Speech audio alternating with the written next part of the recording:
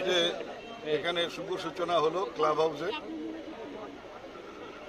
রাজবাড়ী স্টেডিয়ামে উত্তরবঙ্গ উন্নয়ন দপ্তরের আর্থিক সহায়তায় প্রায় 1,60,00,000 টাকা খরচ করে এই কাজ করা হচ্ছে। 3তলা ভবন হবে, অর্থাৎ নিচে 2টো ঘর, উপরে দোতলায় 2টো ড্রেসিং রুম আর 3তলায় গ্যালারি হবে, ভিআইপি গ্যালারি। আপনি বক্তব্য রাখতে গিয়ে বলছিলেন যে কলকাতায় প্রশ্নের মুখে পড়তে হয় যে এত কাজ করছো বা করতে চাইছো, তাহলে কোচবিহার শহরের মানুষ কেন তোমাদের সঙ্গে থাকছে না বলছিলেন বক্তব্যে। তো এটা কি উন্নয়নের অস্ত্রেই মানুষের মন জয় করতে চাইছেন এই খামতি মেটাতে?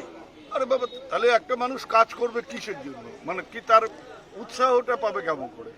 আজকে যদি সারা বছর পড়াশোনা করলো, পরীক্ষা দিল, খারাপ ফলাফল হলো, তার কি মানে পড়াশোনার ক্ষেত্রে তার মধ্যে একটা হতাশা দেখা দেবে।